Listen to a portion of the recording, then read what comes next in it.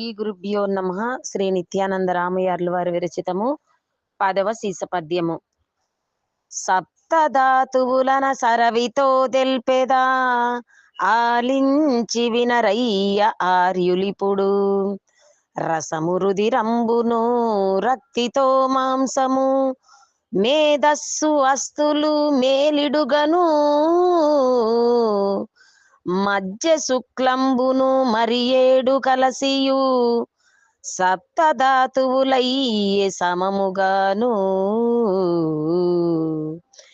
చైతన్య పురుషుని చైతన్య బలముచే ధాతు బలంబంత ధనర చేర్చి గాలి గుండెయు ఏర్పడు గనుము వత్స గనముగాను. ధాతు బలమెంత కాలంబు ధనరుచుండు అంతకాలము వాడును ఆట గుండె. గుండె ఆగిన తనువులు కూలుదరను. గుండె ఆగిన తనువులు కూలుదరను.